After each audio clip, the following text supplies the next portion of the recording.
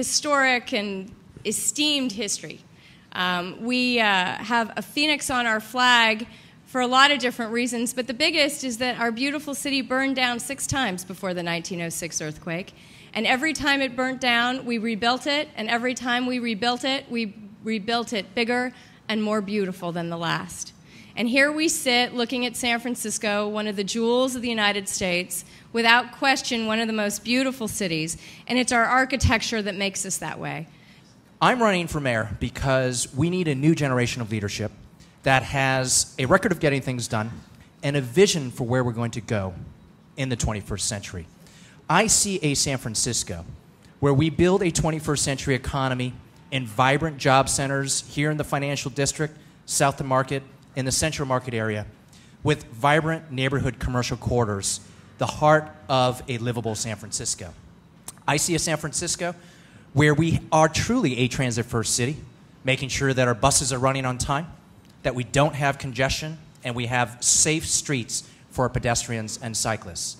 I see a San Francisco where we have housing that is affordable, sustainable, and transit-oriented, which is why I fought successfully for the Hunters Point Project, the Park Merced Project, Treasure Island, and the America's Cup.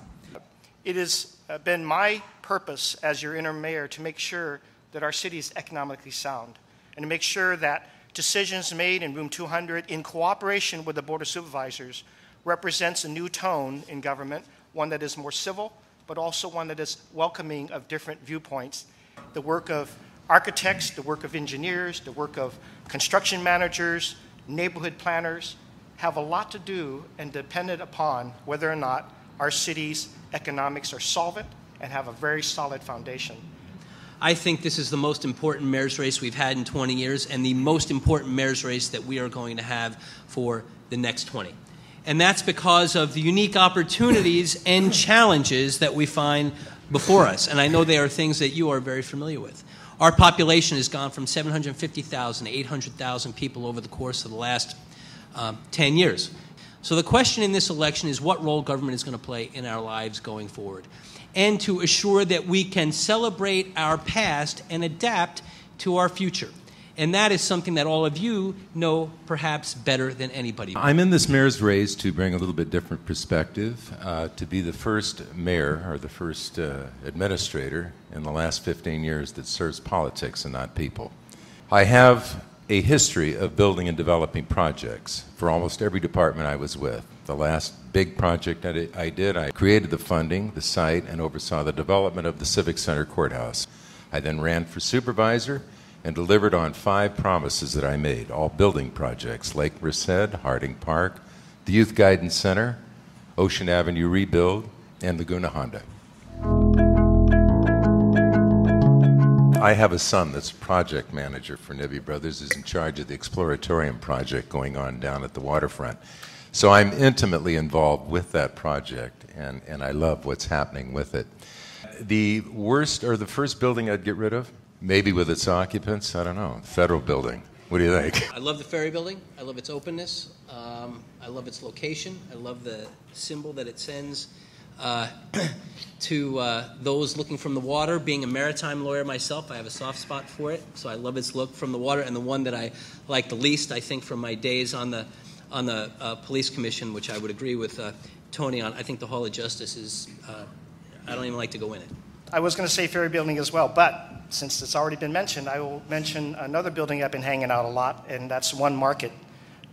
It's the home of both Salesforce and Autodesk. They've really done a great job in adaptive reuse. The building that must go away is the Hall of Justice. Not only because it's terrible, it is not seismically safe. In addition to the Ferry Building, which I think is great for creating community, I am very partial to Grace Cathedral, which is in the heart of my district, and I think, again, helps to embody a very important piece of our city's history, but also is helping to build community on top of one of our greatest hills.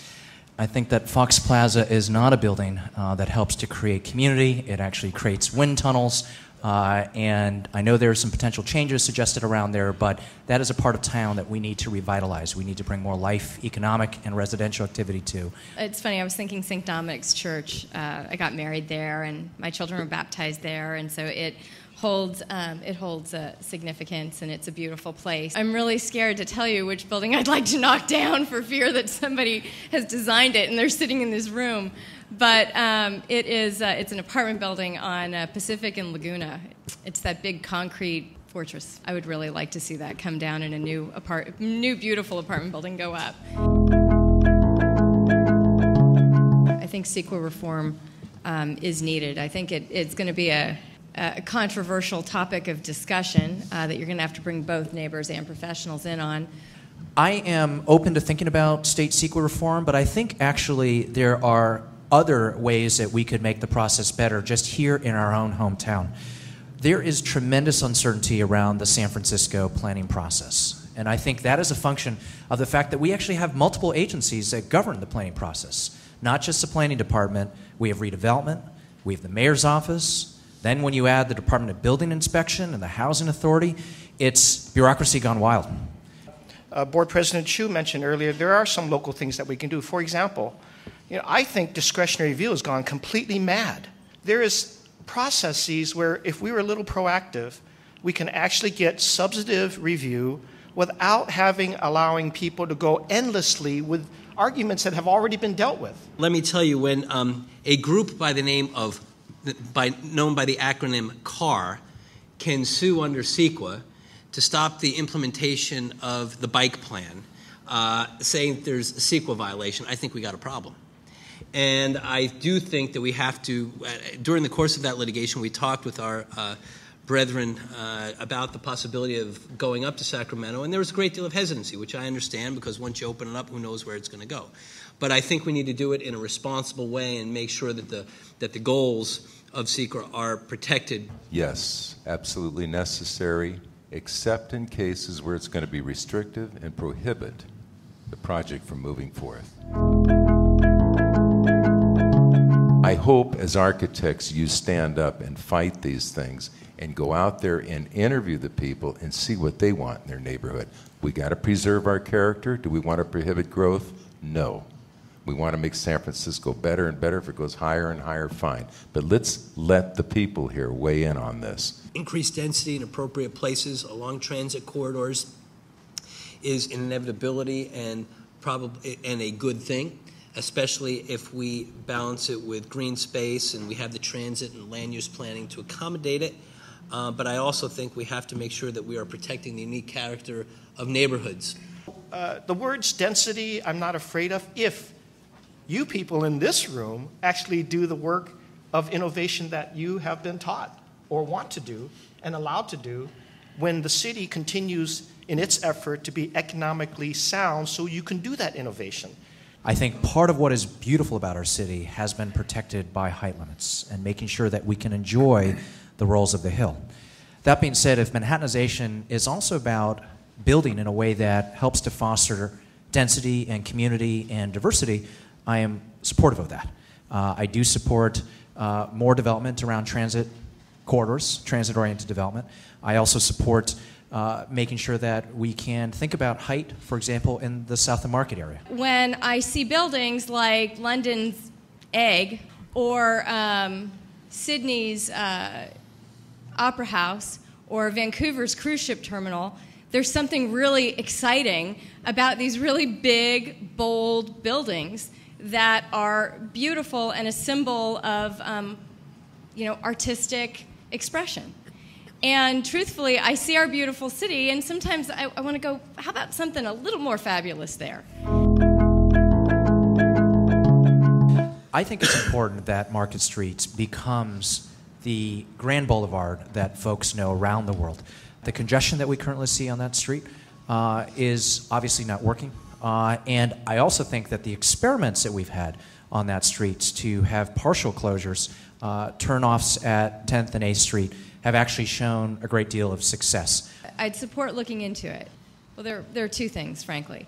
One, right now, if you have a disability in San Francisco, it's really hard to get around.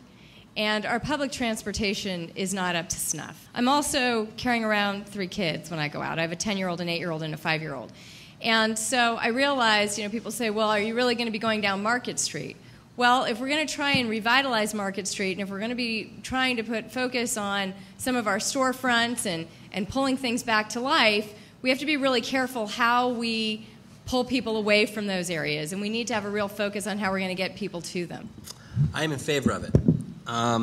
That's why I've already talked about having a creative corridor on Market Street. And I think that I would agree with Supervisor CHIU. If you look at Las Ramblas in Barcelona, or even 16th Street in Denver, which used to be their Skid Row, what they did was lessen planning regulations for small businesses along a 2-mile corridor of 16th Street, provided free transit service up and down that runs every 2 minutes. You know, I'm not so sure about that, John, because let me tell you why. The fundamental problem with the mid-market area and all of Market Street goes, it's much, much, much beyond traffic. And you, as artists of the landscape and architects, need to get together with the city planners and city fathers and administrators and come up with a vision. And that vision has to really do 3 things, or 2 things, really, in particular. It's got to bring business back. And it's got to bring it back in a fashionable, attractive way. In addition to what has already been said, if you start looking at the arts that have contributed tremendously now to a sense that some things are different that are happening, that are very positive, you know, and you look at the Black Arts Foundation, the Gray Arts Foundation that are there at that corridor at Taylor Street, and their synergism with Warfield Theater and the Golden Gate Theater, you're beginning to see how the arts community has registered the idea that Market Street can change right in the middle of it. And we want to continue doing that and build on that success that's already started. Number 1 problem is pension reform. We've got a $7 billion liability, soon to become a $12 billion liability. As your mayor, I have a way to fix that. You've heard me talk about it. We have to start reforming the whole system, bringing it in line with private enterprise, defining contributions and not benefits, offering 401ks. If we don't do this, the city isn't going to give you people the services you deserve and need. I hope you all look at us through this prism of, does this individual have a vision to assure that San Francisco can be a model for what a 21st century American city needs to be? And does the individual have a track record of accomplishment that demonstrates that they know how to use the power to get things done and make a difference in people's lives each and every day? And that's something that I've tried to do for 10 years as your city attorney. Look at everything else that's going around, whether it's across the bay, whether it's in the South, or whether it's across the country. You'll see a special light that exists here in San Francisco. And my mayorship has been about not resting on just pure luck. That you have someone in the office already having done the job, making sure people collaborate and making decisions that benefit the city. And in the best interest of the city, it is job creation that is the number 1 goal. I want to be a mayor who, with all of you, thinks about what that vision is on what our 21st century city should look like, on making sure we're building great schools, a great transportation system, a 21st century economy. And I want to ask all of you to join me in that vision. I'm the one person who has a legislative history for having created jobs. Through the biotech payroll tax exemption, we literally put thousands of people to work and continue to do it. Through the film rebate program, again, thousands of people to work. And with the economic plan for San Francisco, we have a blueprint to help us move forward into our future and create more jobs. San Francisco is the most beautiful city in the world. I'm raising my children here. I love it here. It's part of my life and will be always part of my future. And I want to thank you so much for being on this adventure with all of us.